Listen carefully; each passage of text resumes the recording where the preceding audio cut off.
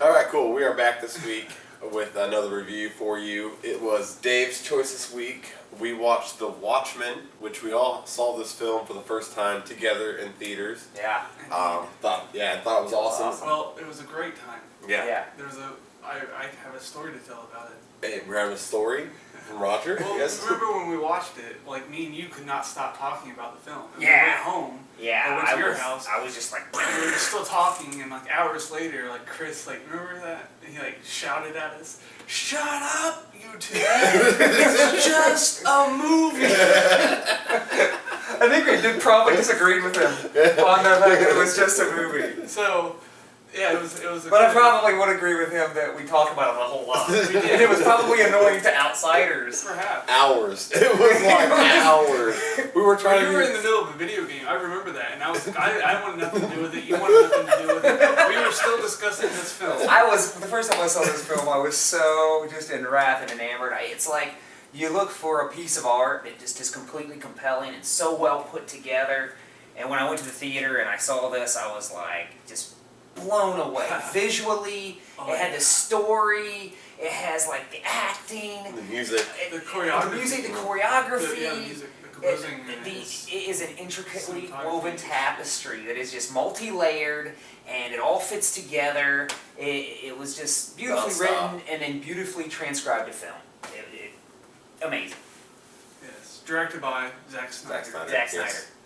Who caught my eye immediately when I saw Dawn of the Dead, the remake, when he came out with that, and then he did 300, and I'm like, this guy is going to be something special. And then he like lays this movie on us. So, he dropped the bomb! But it wasn't a bomb. No. Blew me away. But it was just like, damn.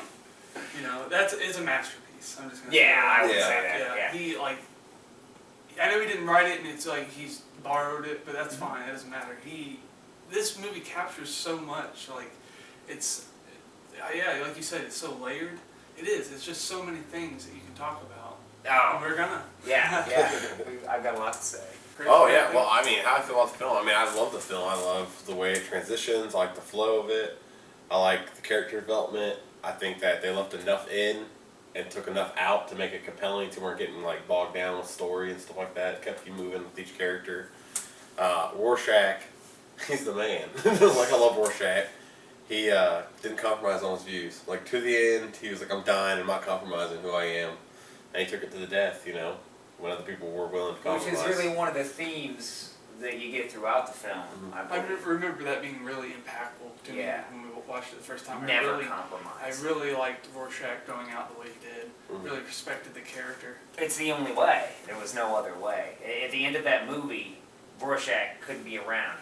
Because he was without compromise, and the rest of them, he proved it. And all of humanity, were just willing to compromise on what justice is, and he wouldn't do it. He just couldn't. And I mean, in the end, he's screaming for it. He's like, just do it, because he knows he can't live in this new world, and he couldn't live in the new world because he would tell everybody he has to. Yeah, that's he has to tell the truth. The truth. Yeah. It's about truth. He's about the truth. To the end. Justice. True justice. Yeah. That's what they're talking about. Yeah. Rather than, and his theme is, of course, that God doesn't make the world this way. We do. And it's for good or for bad. And you see that played out throughout the film. It's our choice. In many different ways. And also, it is our responsibility and our choice. And also, the lines between good and bad get blurred, because do the means meet the ends? And that's what you see in the story with the comedian and Miss Jupiter. He rapes her, and you get Laurie, and the whole theme of the movie is pulled together by the can we forgive the world's smartest man for killing millions of people to bring the whole world together and give them peace, as Miss Jupiter could forgive the comedian because he gave her Laurie. Even though, and it's that it takes it from this epic global scale of humanity and peace, and it shows it in the microcosm of just a family unit as well, and makes it very human. but it's the same theme, and it's just beautiful. The film is just awesome. So, well, it's just an amazing piece of art, and the story was amazing even before it was made into a movie, and then it's one of those, I don't know how rare it is, but you'll get a film that like a story that is made for a director, and those two things marry, and out pops this miracle, as you know, as it was pointed out in the theme when he talks about, Dr. Manhattan's talking about that, where these, there are miracles whenever two humans get together and produce that one perfect thing, which is Laurie, and about all the millions and millions and millions of possibilities, that is what happens, and this film is a full example of that. Dr. Manhattan, because he has come to the conclusion that human beings are worthless, right? Yeah, that the universe would be better. He's going over Mars, and he's like, oh, would this be improved by a oil pipeline or a mall? I think life is overrated. He comes to the conclusion that life is overrated because it's just this mess, it's this turmoil. They're all kind of trying to kill each other. It's a destructive force upon a natural order and balance. And he sees more beauty in the interaction of particles, because they at least have harmony or a certain whereas it's chaos. Humans are chaos. And wouldn't the world be better, maybe, or the universe be better without life? And besides, if it ends, the universe won't even notice. Which is one of my favorite lines. Yeah, it's crazy. It's crazy. It's just so well done. Yeah, I think I once wrote that this movie shoves our own conceitedness into our faces. It does. Because it throws it all out there in the very beginning of the movie. It takes you, it's like, what would have America been like if it had superheroes and they were able to manipulate and use them to their full control and everything like that.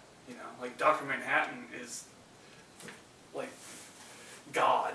Okay? Like God, He's yeah. like God. And they have several references to that, The fact that the government uses him to do what they think it's what they're playing God. Yeah, and that's what it shows you that they're always doing, basically. And they start you out in this alternate reality. What you're talking about is it's an alternate reality because superheroes existed. And so it starts us out with the Bob Dylan song, Times Are A-Changin'. But it starts us out with that and plays through this whole just awesome kind of retro style preview of showing the heroes and stuff and how time has changed from the way we are because of this. And it has just this glorious montage. It's wonderfully done. It's just so beautifully, wonderfully done. That's just the opening titles. Yeah, and anybody who ever does a montage in a movie should study this thing, which I'm sure he studied several other people, but it is just so beautifully done, and it just illustrates and it makes you feel, okay, I'm comfortable in this world, Nixon's still president, and it all makes sense. Within such a short amount of time, you get so much of the character relationships and the way the world has changed, and the song's just going right along with it, and it's just so well done. Yeah, it sets up the whole film for you right there. Yeah. The opening credits. It's just it's one of the best opening credit sequences I've ever seen. Yeah. I mean, there's some really good ones out there, but this one does. This movie has so much foreshadowing in it. I mean, it tells you, before you get to the end, this movie tells you exactly what it's doing, but you have to really pay attention to catch it. It's and layered. it's so layered. And it's introducing you to a new world. That's what I thought too, and the way you explain that in the opening credits, how it does, it lets you know this is Nixon's here. He might be in his third term, so it's kind of the same, but not really. So you're familiar territory, and you feel comfortable being there, but it's not right. It's not the same, and it's different. So it does do a really good job of setting you up like that. I'm trying to figure out where I was going to go with that. Well, the only reason Nixon served a third term was because Dr. Manhattan, the watchmaker's son, gets in the chamber and becomes a Superman, and that's really the hinge point. Like, Dr. Manhattan is the hinge point that makes Nixon and the world the way it is because of the creation of one super being. And if God did walk among us, and was an actual figure. Is that just saying, nuclear power is Dr. Manhattan, and that's what, is that the same? I don't think it is quite the same. I think that, because both sides had nuclear power. Yeah, they do. So there's balance in that. And Dr. We Manhattan's have the Dr. tipping- Manhattan. Yeah, and that's why And he's he the- chose a side. And when he chose a side, instantly bring out the worst in people who want what others have. Like that nature of, oh, you got Dr. Manhattan, we gotta do something before they just use him, they see that he's used as a weapon of war, and it terrifies anybody that doesn't have control of it. So I think it's different than nuclear war because it's that recreation of the imbalance. When we first had the nuclear weapon, hell yeah, they surrender. Mhm. But when that gets spread around, it's that equality of force, which is, kind of like, it's what do they call it? The equalizer. A handgun in a fight is an equalizer. It doesn't matter how small or large you are. If you have, that equalizer with you, then you can, at least have a standing fighting chance. Against Dr. Manhattan, no nation has any standing fighting chance. So, I'd say it's a little different than nuclear war.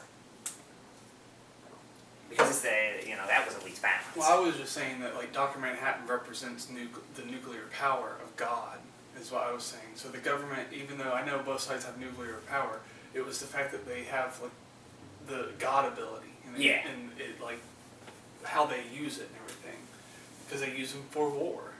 Yeah, they have do. God, they use them for war, for killing. Yeah. But that is in the end. Like That's what he's actually used for. Yeah, I mean that's. Yeah, he says they're shaping me into something gaudy. And then that's what they were. They was just they were using him, and Laurie was right, he was like a puppet.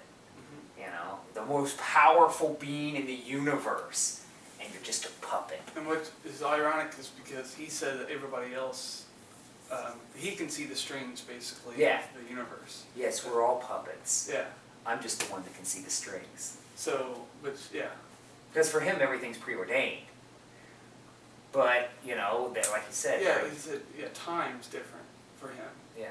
Is that because, do you fully, can we fully understand Dr. Manhattan's concept of time?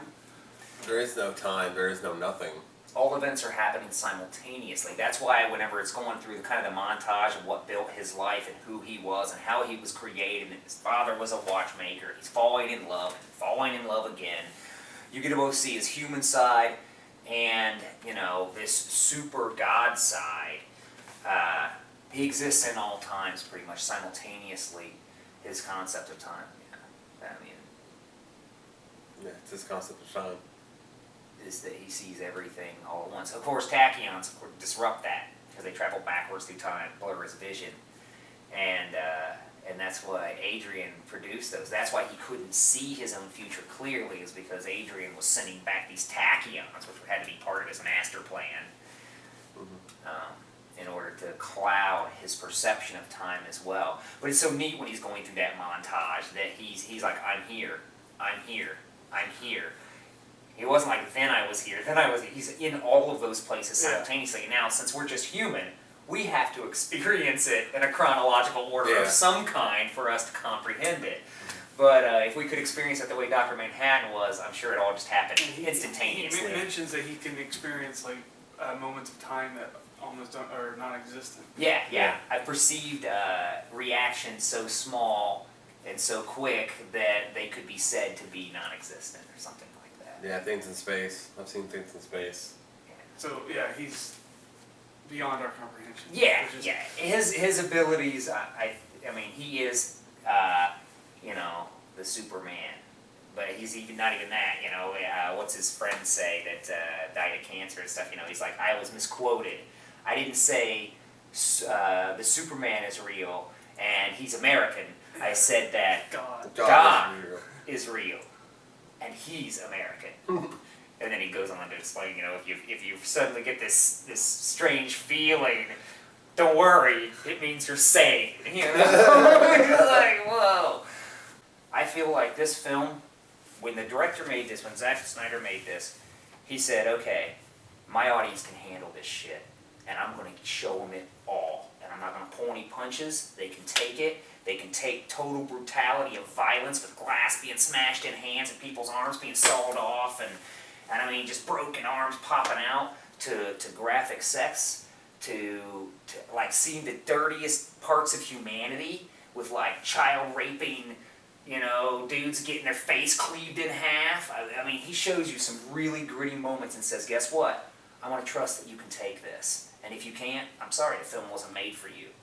And I think he really challenges his audience. I mean, even Big Blue Penis, he does not pull punches on it, He doesn't. He's like, no, you guys, if you're going to understand this movie, you have to be adult enough to be able to move past this or you'll never get it. Yeah, that's how I feel about it. Yeah, I mean... With the Blue Penis, I definitely agree, because I feel that was a problem with some people when we watched it the first time. No, it wasn't a huge problem. It looked pretty big. I mean, every time there was a chuckle from somebody. Every time. I chuckled a couple times. I was like, it was kind of well, funny. I'll tell you, I get nervous every laughter. time. I get nervous laughter sometimes, like I'm real bad at funerals and places like that, or weddings. I'll get nervous laughter and stuff. Oh, I laugh at weddings. It's possible That was your nervous laughter? that was nervous laughter. Or you just thought a penis is funny. Or It was funny. It was funny. It's a big giant blue cactus walking. Dun, dun, It was dun. unexpected. The first time I watched the movie, I didn't know what to expect by it and stuff. But that's the thing, what I say. Well, the first time you watch this movie, and like, I don't know how many times I've watched this movie, the first time it was a lot of really brutal punches in the face by this film, like, over and over again, in every which way. And I'm saying that in the best possible way to get punched in the face. It was just such shocking imagery, so well delivered.